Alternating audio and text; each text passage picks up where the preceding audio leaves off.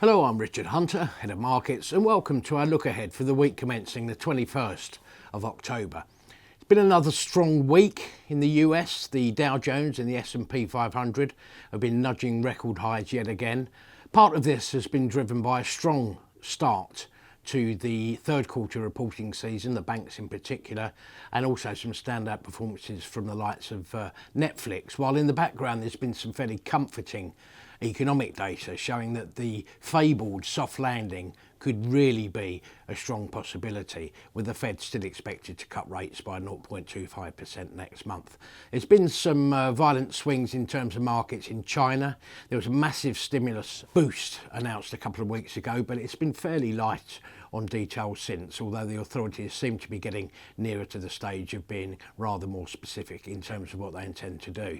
So in the year to date, the Dow Jones is now up by 14.7%, the S&P 500 by 22.5%, the Nasdaq by 22.4%, and the FTSE 100 currently up by 8.3%, and tantalisingly less than 1% away from its own record high, which was achieved in May of this year. Turning to next week, third quarter reporting season begins in earnest in the UK, and the banks are in particular focus. As ever, there will be some overarching themes, obviously whether there are going to be any more credit impairments and bad debts coming from companies and customers alike. Always something to look out for. Any news on shareholder returns, perhaps less likely at the quarterly stage, but nonetheless there could be some mention of dividend yield or buybacks. And something else that is likely to feature, which hasn't necessarily before, is something called a structural hedge. This is something that the banks do basically to smooth out the impact of interest rate regulations and effects on their cash flow basically, and we're getting to the stage in the cycle where this could start to come through with some fairly strong earnings tailwind. So in terms of the banks, we've got Lloyds kicking us off. The share price up about 41% over the last year.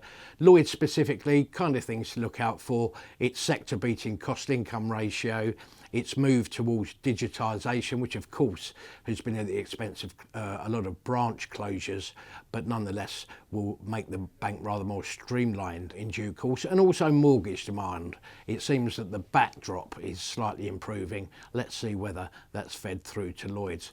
Also, NatWest shares up by 57% over the last year. Their return on tangible equity came at a fairly high level at what was actually a very strong set of half-year numbers. Let's see whether that momentum has been maintained. And also, in terms of the structural hedge we've just been mentioning, NatWest are seen to be a major beneficiary of that earnings tailwind. Also, Barclays, share price up by 58% over the last year. There's been a strong read across, as we mentioned, from the US banks. This applies particularly to Barclays because that element of increased deal making in the States could well translate to its investment banking unit, quite apart from which we've got it's got a large US credit card limit business over there, and obviously we know that the US consumer remains in fairly rude health, so something to keep an eye out there is potential delinquencies and whether there has been any increase in bad debts. Elsewhere, there's also third quarter updates, quite a few coming through, but particularly large ones to look out for, the likes of Reckitt Benckiser, Unilever, and the newly formed Barratt Redrow. Thank you for watching. Have a great week.